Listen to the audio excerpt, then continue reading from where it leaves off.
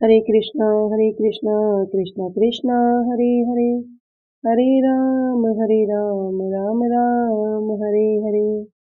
श्री श्री चैतन्य चैतामृत मध्य लीला प्रथम परिच्छेद प्रयार संख्या 45 की टीका और पेज संख्या आ चुके हैं 12 पे।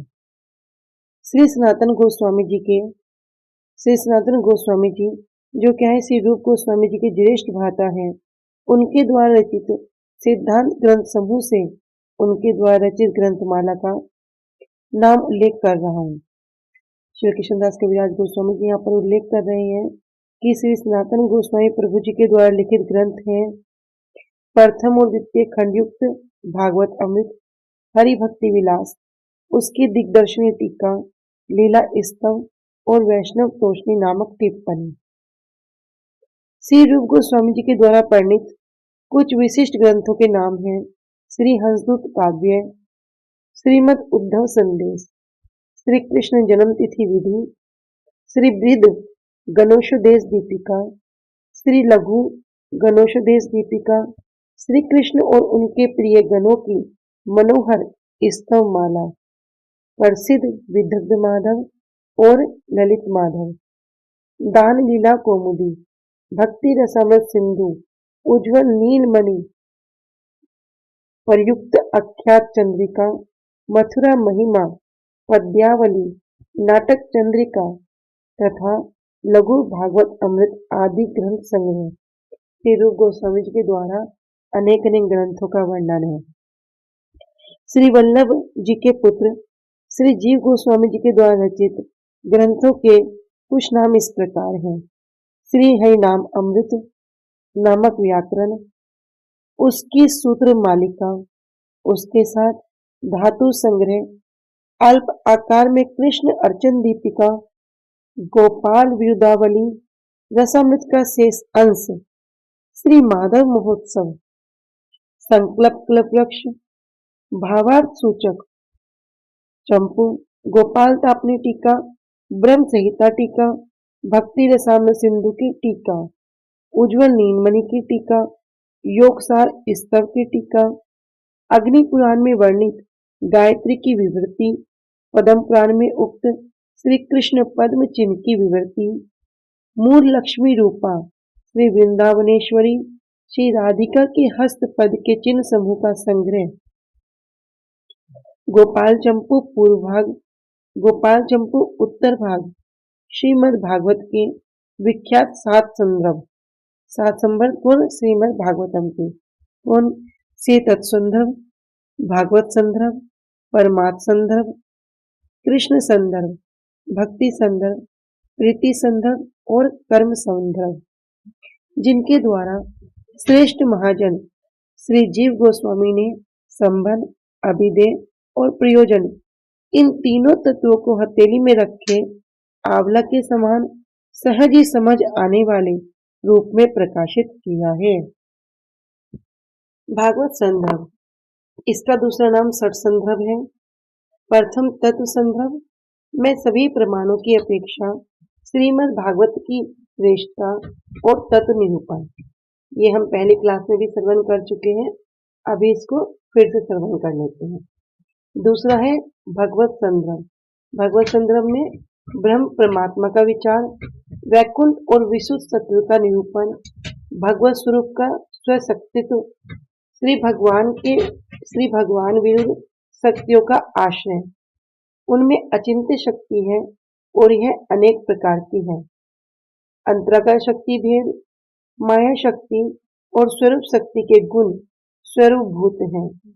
भगवान का विग्रह नित्य है, उनकी विभुता सर्व आश्रयता, स्थूल सूक्ष्म से पृथकता, उनका स्वप्रकाशत्व, रूप गुण, लीलामयत्व, अप्राकृत तत्व, पूर्ण स्वरूपत्व, परिकर समूह का स्वरूप अंशत्व, वैकुंठ, पार्षद और त्रिपाद विभूति का अप्राकृत तत्व, ब्रह्म और भगवान का तारतम्य, भगवान में पूर्णत्व, सभी वेदों का अभिधेय तत्व और स्वरूप शक्ति का विवरण, श्री भगवान एकमात्र भक्ति ग्रहण, ये सब द्वितीय संदर्भ में है। तृतीय है परमार्थ संदर्भ। उसमें परमात्मा, उनके भेद, गुण अवतारों का तारतम्य, जीव, माया, जगत, परिणामवाद स्थापन, विवर्त समाधान, जगत और परमात्मा का अन्यत्व, जगत की सत्यता और श्री श्रीधर स्वामी का मत, निर्गुण ईश्वर की तत्व योजना, लीला अवतार समूह की भक्तों के उद्देश्य से प्रवृत्ति, 6 प्रकार के चिन्हों के लक्षणों के द्वारा भगवान का तात्वित्व, ये सब तृतीय यानी परमार्थ संदर्भ में वर्णन है। चौथा है कृष्ण संदर्भ। कृष्ण संदर्भ में कृष्ण की स्वयं भगवत्ता, कृष्ण लीला गुण, पुरुष अवतारों का कर्तव्य, श्रीधर स्वामी की सम्मति, सभी शास्त्रों में कृष्ण समन्वय, बलदेव आदि का महासंकर्षणत्व, कृष्ण में सभी अंशों के प्रवेश का विचार और उनमें नित्य स्थिति, द्विविधत्व, गोलोक निरूपण, वृंदावन आदि, कृष्ण के नित्य धाम, गोलोक और वृंदावन एक ही वस्तु, यादव और गोप कृष्ण के नित्य परिकर, प्रकट अप्रकट लीला की व्यवस्था, प्रकट अप्रकट लीला का समन्वय, श्री कृष्ण का गोकुल में सर्वाधिक प्रकाश, पट महिषियों का स्वरूप शक्ति, उनकी अपेक्षा गोपियों का उत्कृष्ट, उनके नाम और श्री राधा की सर्वोत्कृष्टता। पंचम संदर्भ में उसका नाम है भक्ति संदर्भ।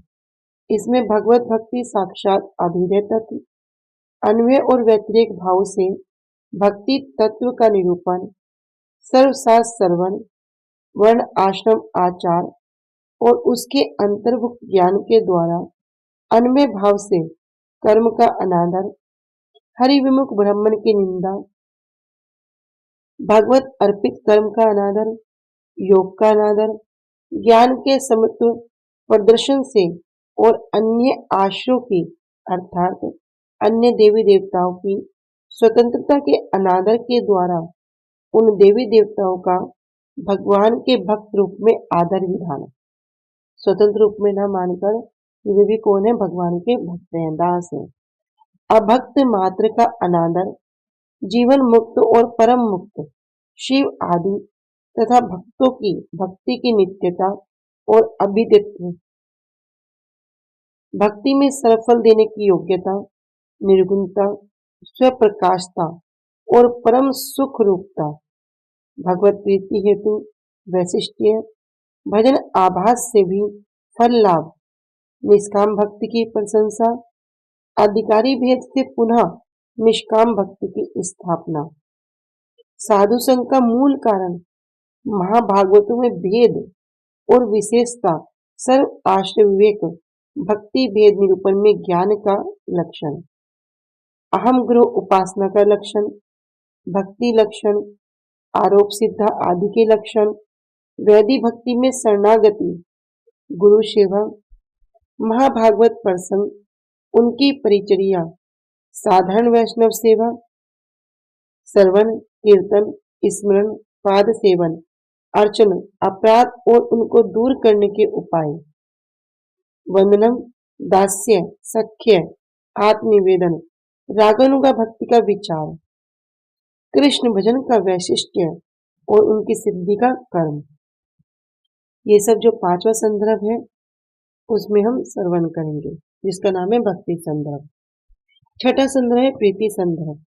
प्रीति संदर्भ में प्रीति का परम पुरुषार्थ निरूपण, मुक्ति में सविशेष और निर्विशेष भेद, जीवन मुक्ति अर्थात शरीर रहते हुए मुक्ति और उत्क्रांत देह त्याग के बाद जो मुक्ति में भेद, सभी प्रकार की मुक्तियों की अपेक्षा भगवत प्रीति का आधिक्य, परतत्व के साक्षात्कार से परम पुरुषार्थ की प्राप्ति, सद्यो मुक्ति, कर्म मुक्ति, ब्रह्म साक्षात्कार और भगवत साक्षात्कार, लक्षण रूपा जीवन मुक्ति और उत्क्रांत मुक्ति, अंतर और बाहर के भेद से भगवत साक्षात्कार के लक्षणों के 2 प्रकार, बाहर और भीतर के भेद से 2 प्रकार हैं। ब्रह्म साक्षात्कार लक्षणा की अपेक्षा श्रेष्ठत्व, बाहरी साक्षात्कार, लक्षण, जीवन मुक्ति और उत्क्रांत मुक्ति, सालोक्यादि भेद, सामीप्य का अधिकार, भक्ति का मुक्तित्व और उपाद्यत्व, उसकी उत्पत्ति, प्रीति का स्वरूप लक्षण, गुण अतीत प्रीति का तटस्थ लक्षण और आविर्भाव भेद, प्रीति रति आदि का भेद, ब्रज देवियों के काम का शुद्ध प्रेम के रूप में स्थापन, ज्ञान भक्ति आदि का मिश्रित, परिकर अभिमानी गणों की प्रीति का उत्कर्ष, ऐश्वर्य और माधुर्य के अनुभव का तारतम्य, गोकुलवासियों की श्रेष्ठता, उनकी अपेक्षा सखाओं, पितृगणों, गोपियों और राधिका का उत्तरोत्तर श्रेष्ठत्व, अनुकरण कार्य में रसत्व, लौकिक रस की अपेक्षा श्रेष्ठता, आलंबन विभाग, उद्दीपन विभाग, गुण, धीरोदत्तादि भेद, माधुर्य की उत्तमता, अनुभाव, संचारी रस के 5 प्रकार, गौण रस के 7 प्रकार, रसाभास, शांत, दास्य, प्रस्य कहते हैं सख्य कोई, वात्सल्य और उज्ज्वल में वल्लभ भेद, स्थायी, संभोग और विप्लम भेद, पूर्व राग, महान, प्रेम वैचित्र्य, प्रवास और श्री राधिका देवी की महिमा, ये सब जो छठा संदर्भ है प्रीति संदर्भ उसके अंतर्गत श्रवण करेंगे। आगे गोपाल चंपू। गोपाल चंपू के विषय हमने पहले ही श्रवण किया है कि गोपाल चंपू नामे ग्रंथ महासुर नित्य लीला स्थापन जाए ब्रज रसपुर, कि गोपाल चंपू जो ग्रंथ है ये सर्वाधिक और प्रभावशाली दिव्य ग्रंथ है। इस ग्रंथ में भगवान की सनातन लीलाओं की स्थापना की गई है और वृंदावन में भगवान की जो दिव्य रस हैं उनका वर्णन विस्तार से किया गया है। तो श्री गोपाल चंपू भक्ति सिद्धांत सरस्वती ठाकुर गोपाल जी ने अपने अनुभाष्य में वर्णन किया है कि गोपाल चंपू के 2 भाग हैं। एक हो गया पहला भाग पूर्वी लहरी अर्थात पूर्व विभाग और दूसरा उत्तर विभाग। पूर्व चंपू में 33 पुरन और उत्तर चंपू में 37 पुरन है। तो पहले भाग में 33 और दूसरे भाग में 37 पुरन या परिच्छेद। पहले भाग की जो रचना हुई थी 1510 में हुई थी और 1588 ईस्वी में ये संपूर्ण हुआ था। पूर्व चंपू विभाग के जो 33 पुराण हैं उनके नाम हैं, पहला वृंदावन और गोलोक, दूसरा है पूतना राक्षसी का वध, माता यशोदा के निर्देश के अनुसार गोपियों का घर लौटना और कृष्ण तथा बलराम को स्नान कराना, स्निग्ध कंठ और मधुकंठ। तीसरा है यशोदा जी का स्वप्न। चौथा है जन्मोत्सव, जन्माष्टमी का महोत्सव। पांचवा है नंद महाराज जी की वसुदेव से भेंट और पूतना वध। छठा है उत्थानिक मतलब उठने की लीला, प्रातःकाल है बिस्तर से उठने की जो लीलाएं हैं। सकट भंजन अर्थात सकट असुर का उद्धार और नामकरण अर्थात नामकरण संस्कार। सातवां है तीर्णावृत वृद्ध, तीर्णावत असुर का वध करना। बाल चापल्य मतलब भगवान की जो चंचलता है, बाल्य लीलाएं, चोरी करना और भगवान के द्वारा मिट्टी खाना, मिट्टी भक्षण करना। आठवां है दधि मंथन, स्तनपान, दधि भांड भंजन, कि मैया यशोदा की जो पुराने समय की जो मटकी थी उसको तोड़ना। यमला अर्जुन भंजन, यमला अर्जुन का उद्धार करना और यशोदा विलाप, माता का विलाप करना, शोक करना।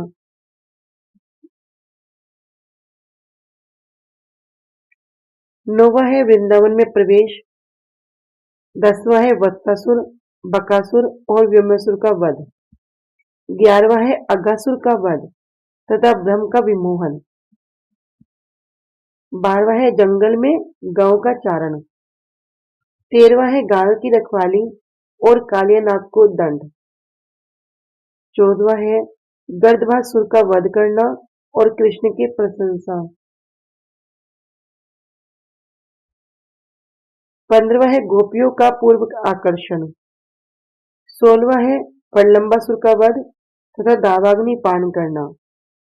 17वां है गोपियों का कृष्ण के पास जाने का प्रयास करना। 18वां गोवर्धन पर्वत धारण करना।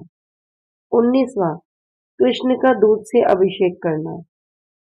20वां वरुण लोक से नंद महाराज का लौट आना और गोपियों के द्वारा गोलोक वृंदावन के दर्शन करना। 21वां कात्यायनी व्रत का अनुष्ठान और दुर्गा देवी की उपासना करना। 22वां यज्ञ पत्नियों से अन्न भिक्षा करना। तो याज्ञिक ब्राह्मणों से पत्नियों से भोजन मांगना। 23वां है कृष्ण और गोपियों की भेंट। 24वां गोपियों के साथ कृष्ण द्वारा आनंद भोग करना। राधा तथा कृष्ण का घटना स्थल से अंतर्ध्यान होना और गोपियों के द्वारा उनकी खोज करना। 25 कृष्ण का फिर से प्रकट होना। 26 गोपियों का संकल्प। 27 यमुना जल में क्रीड़ाएं। 28 सर्प के चंगुल से नंद महाराज जी को बचाना। 29 एकांत स्थलों में विविध लीलाएं।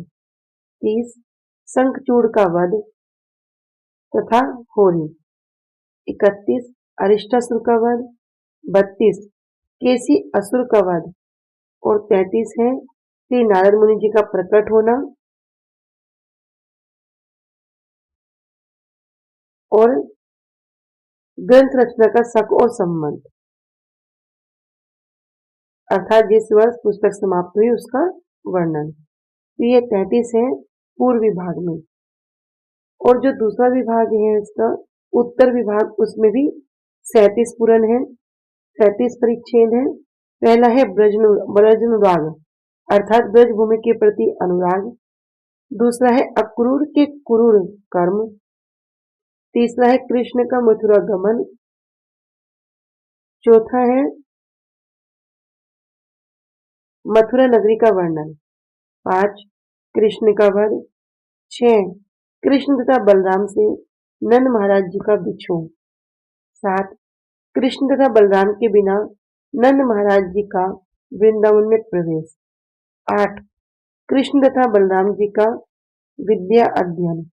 9 कृष्ण तथा बलराम के गुरु पुत्र को लौट जाना। 10 उद्धव जी की वृंदावन यात्रा। 11 भ्रमर दूत से राधा रानी का वार्तालाप। 12 वृंदावन से उद्धव का लौट आना। 13 जरासंध का बांधा जाना। 14 यवन जरासंध का वध। 15 श्री बलराम जी का विवाह।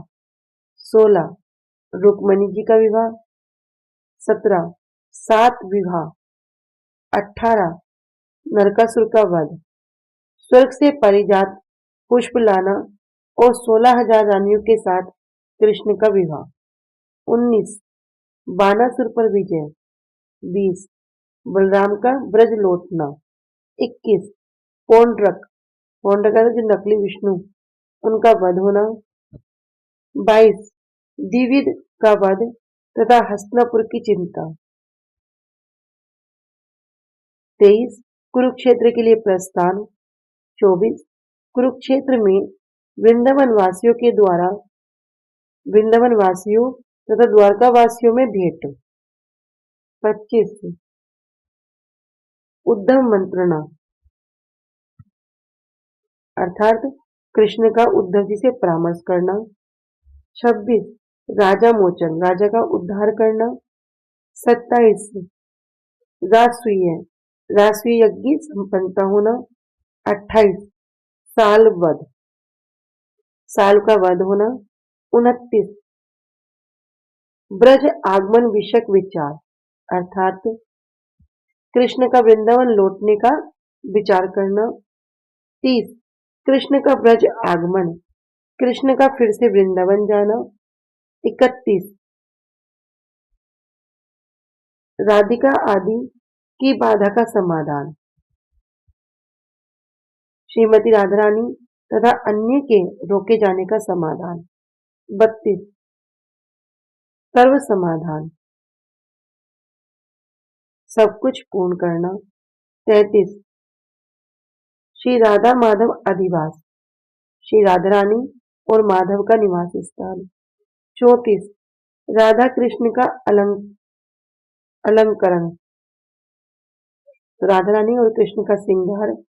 35 राधा माधव विवाह, राधा रानी और कृष्ण का विवाह निर्वाह। 36 राधा माधव का मिलन और 37 है गोलोक में प्रवेश। तो ये 37 हो गए हमारे उत्तर चंपू के जो 37 परिच्छेद हैं। तो ये होगी ग्रंथ का वर्णन जो श्री सनातन गोस्वामी पाद जी और श्री रूप गोस्वामी जी के हमने ग्रंथों के विषय में श्रवण किया। और इसी में हमने जो उनके भाई हैं श्री वल्लभ जी के पुत्र, उनके जो जीव गोस्वामी जी हैं उनके द्वारा रचित ग्रंथों को भी श्रवण किया। अभी आगे प्रथम वत्सरे अद्वैतादि भक्तगण प्रभु रे देखिते कैला नीलाद्रि गमन। तो प्रथम वत्सरे प्रथम वर्ष में अद्वैत आदि श्री अद्वैताचार्य जी और उनके साथ बहुत सारे भक्तगण प्रभु रे देखिते कैल महाप्रभु को देखने के लिए नीलाद्रि गमन, सबने नीलाचल के लिए जगन्नाथपुरी के लिए गमन किया, यात्रा की। रथ यात्रा देखी ताहा रहीला चारी मास प्रभु संगे नित्य गीत परम उल्लास। और रथ यात्रा देखी, रथ यात्रा को देखकर रथ यात्रा के महामहोत्सव में सम्मिलित होकर वहां पर वे सब रहीला 4 मास तक रहे और प्रभु संगे नित्य गीत परम उल्लास, और वहीं पर महाप्रभु के साथ में कीर्तन नृत्य करते रहे और परम आनंद को लूटते रहे। तो महाप्रभु के संन्यास ग्रहण करने के एक वर्ष बाद श्री अद्वैताचार्य जी आदि भक्त महाप्रभु के दर्शन के लिए बंगाल से नीलाचल गए। नीलाचल में उन्होंने श्री जगन्नाथ देव की रथ यात्रा में भाग लिया और महाप्रभु के संग नित्य गीत करते हुए आनंद से 4 मास बिताए। विदाई समय प्रभु कहिला सबारे प्रत्युत आसीबे सबे गुंडीचा देखी बारे। विदाई समय जब 4 महीने का समय खत्म हो गया तो 4 महीने के अंत में महाप्रभु क्या कर रहे हैं, सबको विदा दे रहे हैं और विदा करते समय कहिला सबारे सबको कह रही हैं कि प्रत्यब्ध आसीबे सबे गुंडीचा देखी बारे। प्रत्यब्ध अर्थात प्रतिवर्ष आसीबे आपको आना चाहिए, सभी सबको गुंडीचा देखी बारे गुंडीचा मंदिर को देखने के लिए। 4 मास के अंत में महाप्रभु ने उन्हें विदा करते हुए प्रत्येक वर्ष श्री जगन्नाथ देव की गुंडीचा मंदिर तक की रथ यात्रा के दर्शन के लिए आने के लिए उनको आमंत्रित किया। अमृत भाष्य गुंडीचा श्री जगन्नाथ देव रथ यात्रा में सुंदराचल नामक स्थान में गुंडीचा नामक मंदिर में जाकर 9 दिन तक लीला करते हैं। इसलिए रथ यात्रा को उड़ीसा वासी गुंडीचा यात्रा कहते हैं। जो रथ यात्रा है उसी का एक नाम है गुंडीचा यात्रा। प्रभु आज्ञाए भक्तगण प्रत्यब्ध आसिया गुंडीचा देखिया जान प्रभु रे मिलिया। प्रभु आज्ञा महाप्रभु की आज्ञा को श्रवण करके भक्तगण सभी भक्तगण प्रत्यब्ध आसिया मतलब प्रत्यब्ध अर्थात प्रतिवर्ष आते और महाप्रभु से मिलते। गुंडीचा देखिया जान प्रभु रे मिलिया, महाप्रभु से मिलते और रथ यात्रा के उत्सव को देखते और इस प्रकार 4 महीने तक वहां रहते और फिर वापस चले जाते। द्वादश वत्सर इच्छे कैला गता गति अन्यो अन्य दुहार दुहा बिना नाही स्थिति। द्वादश वत्सर अर्थात 12 वर्ष।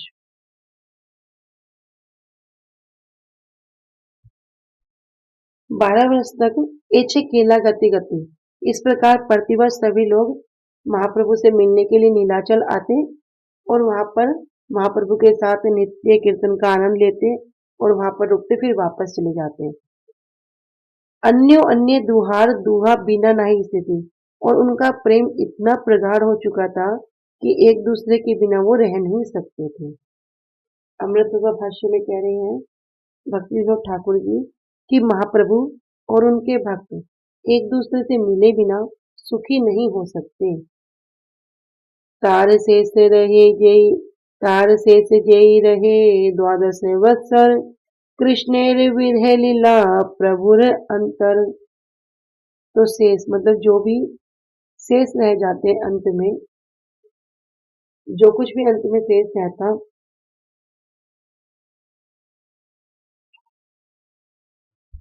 तो जो अंत्य लीला के जो 12 साल थे वे महाप्रभु ने केवल श्री कृष्ण विरह में अर्थात विप्लम रस का आस्वादन किया। अमृत प्रभा भाष्य गोपियों की श्री कृष्ण विरह लीला महाप्रभु के अंत्यकरण में सदा जागृत रहती थी। श्री कृष्ण चैतन्य महाप्रभु ने कृष्ण के विरह में जो गोपियों की दशा है उनका आनंद लिया। जब कृष्ण गोपियों को छोड़कर मथुरा चले गए तो गोपियां अपना शेष जीवन उनका विरह की तीव्र अनुभूति में रोती रही। श्री चैतन्य महाप्रभु ने इस विरह अनुभूति के रस को विप्लम भाव को क्या किया 12 साल तक बाद में उसको आस्वादन किया। निरंतर रात्रि दिने विरह उन्मादे हासे कांदे नाचे गाए परम विषादे।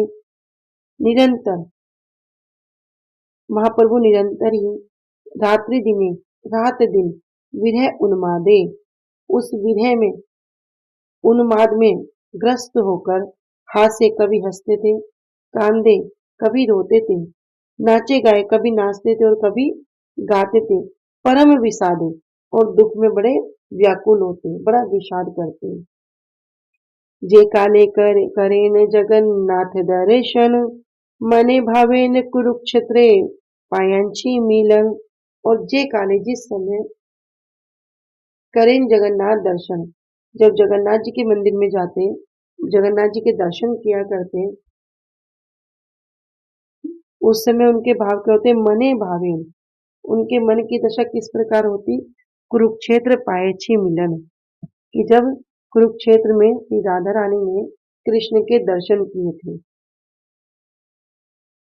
तो महाप्रभु जब भी श्री जगन्नाथ जी के दर्शन करते उनके हृदय में कुरुक्षेत्र से में श्री कृष्ण से मिल रही राधा रानी के जो भाव है उदित हो जाते। श्री कृष्ण ने कुरुक्षेत्र में यज्ञ का आयोजन किया है और ब्रजवासियों को उसमें निमंत्रण किया, सबको आमंत्रित किया। गोपियों ने वहां जाकर श्री कृष्ण दर्शन के सुख को प्राप्त किया। महाप्रभु के अंत्यकरण में सदा श्री कृष्ण विरह के भाव उद्दित रहते थे। हर समय क्या होता था श्री कृष्ण के जो विरह है उसी के भाव उद्दित रहते थे। लेकिन जब वे श्री जगन्नाथ जी के दर्शन करते तब क्या होता कुरुक्षेत्र मिलन के भाव राधा रानी के भाव उनके हृदय में उदित हो जाते।